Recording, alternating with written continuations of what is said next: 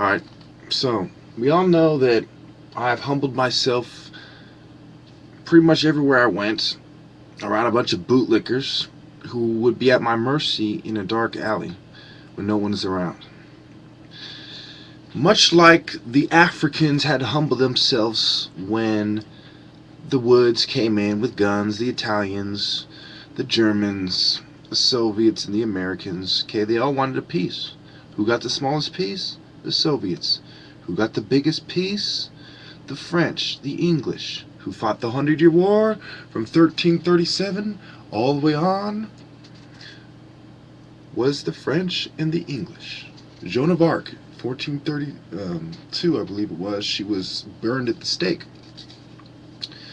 Now remember, there was people like the Franks, there was Normandy, there was people like Pepin III in 751, and the Carolingian dynasty. But we're going to focus on the timeline that I'm presenting you in this video right here. I never presume to know every date. Nobody knows every date in history. No one knows everything about history. But I give you my take on what I do know, and I review it with you. A lot of times in these videos, I'm reviewing the article for the second, third, fourth time, and I'm doing it with you. And I'm helping you see it the right way. Now, this starts at 1941, mutual assistance agreement between British and Soviets. British occupy Syria, 1941. Roosevelt freezes Japanese assets in the United States and suspends relations. Goring instructs Heydrich to prepare for final solution.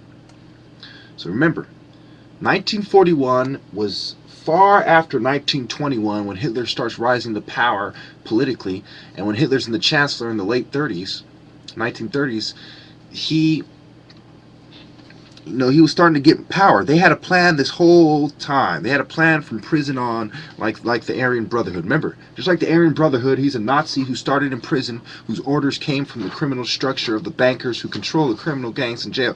Now, we go on to 1941. United States announces an oil embargo against aggressor states. Roosevelt and Churchill announce the Atlantic Charter. Nazi siege of Leningrad begins. Nazis order Jews to wear yellow stars. Why did they do that? Symbolism. Remember, time and place. In one place, the symbol of the Star of David, or the symbol of the six-point star, is a Jewish symbol of pride. In another time and place, it's a symbol of shame. So we go on to the first experiments, use of gas chamber of Auschwitz. Nazis take Kiev. Nazis murder 33,000 Jews at Kiev. Operation Typhoon. Germans take Odessa, Kharkov, and Sevastopol, as I told you in the last one. British aircraft carrier Air Royal is sunk off Gibraltar by U-boat.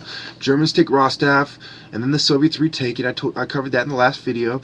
Soviet army launches a major counteroffensive around Moscow. Japanese Pearl Harbor. Hitler's issue. Remember, in 1945, when the war ends, it wasn't until afterwards that a lot of these guys were committing suicide, and way later till they were getting caught. Like when, I believe it was Himmler, but I could be mistaken, was caught in Argentina.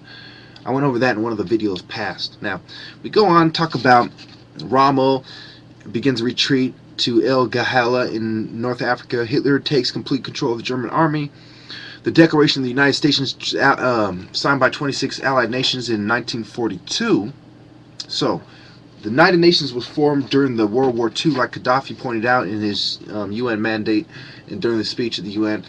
And when he ripped up the UN mandate and gave his own verbal one, and demanding that that the General Assembly has more power over the Security Council. Now we go on to Rommel's counteroffensive from El Gahaya. First American forces arrive in Great Britain. German air raids begin against Cathedral in Britain. German summer offensive begins in Crimea. Rommel begins an offensive against the Gazelian Line. Heydrich, Prague. Heydrich, Germans at Sevastopol. Heydrich's assassination, Tobruk. Rommel breaches El Alamein near Cairo, Egypt. So even in World War II, Egypt is a battleground, obviously. It's always, in every major conflict, Egypt is involved. Just like World War I, there was supplies, and I'm not going to, let's just finish the time. Now, first deportations from Warsaw Ghetto to concentration camps. Treblinka extermination camp opened. British Bernard Montgomery takes command of 8th Army in North Africa. Stalin and Churchill meet in Moscow. I covered that. First all-American attack in Europe. Hitler orders the execution of the commandos, Operation Supercharge, Operation Torch. Remember I taught you about Operation Cobra, Operation Dragoon, okay? The symbolism and the nuances as well between a dragon and a dragoon. Now, we go on to British Secretary Eden, and remember, do I really have to get into that, the symbolism of that? The Foreign Secretary being Eden during the World War II. We go on to the Battle of the Barents Sea. German and British ships, they exchange fire. A lot of people getting hit up. Germans begin withdrawal from Caucasus. We're in 43. The Battle of the Kursk. Battle of the Kursk is a very interesting battle where the Soviets take Kursk. There's also Montgomery 8th Army takes Tripoli. So during this, they're in Libya. A lot of trouble is a lot taking place. From the seas of da da to the da. It's part of that song. Now we get to Battle of Kasserine, and Soviets retake Kharkov. Nazis arrest White Rose resistance leaders in Munich. Germans begin a withdrawal from Tunisia. Germans recapture Kharkov. Battle of Atlantic. I talked about that in the last videos. And I talked about Hitler's orders, liquidation of all Jews in ghettos in Poland. And we go all the way on to Germany occupies Rome, rescues Mussolini. Mussolini reestablishes fascist government in 43 because the mafia is fighting with him. Everyone's giving him a hard time. Large British air raid on Berlin. Churchill, Roosevelt, Stalin meet at Tehran. Soviets launch offensive on the Ukrainian front. Soviet troops advance into Poland far after Hitler has already, which really got the war kicked off. He was already taking over stuff before that. The Germans withdraw to the Adolf Hitler line. Germans retreat from Anzio. Allies enter Rome. D-Day landings. Soviets offensive against Finnish begins. Nazis liquidate the town of Aérodor-sur-Glane in France. First German V-1 rocket attack on Britain. Operation Bagration begins, which is a Soviet summer offensive. We get on to the Battle of Hedgerow. U.S. troops. Remember, this is from History.com. The same one I used, I think it was WorldHistory.com. The same one I used in the last video. I say this source in the last video. Now we go to Polish Army on Frank. Remember, in the Gestapo and the whole Diary of Anne Frank and all that shit. Operation Dragoon, 1944. Soviet offensive. Slovak begins. Soviet troops take Burkast. Get Verdun, Artois, Rouen, Abbeville, Antwerp, and Brussels liberated by Allies. Okay, these are the French area. And U.S. troops reach the Siegfried Line in Western Germany. Operation Market Garden begins. Soviets capture Riga. So remember, the Operation is Garden, Operation Cobra. So they're really symbolic in this. Just like when they land on the moon, and they said, and it was called Apollo, and you had the Apollo missions. And they say the Eagle has landed, and we go on to, the Waffen SS, Murder 81, U.S. POWs in Malmedy, the Malmedy Massacre. We talk about the Battle of the Bulge, okay? We talk about when the German troops captured Warsaw in 1945. Roosevelt, Churchill, Stalin meet in Yalta, yet again, yap, yap, yap, yap. Dresden is destroyed, Allies take Cologne.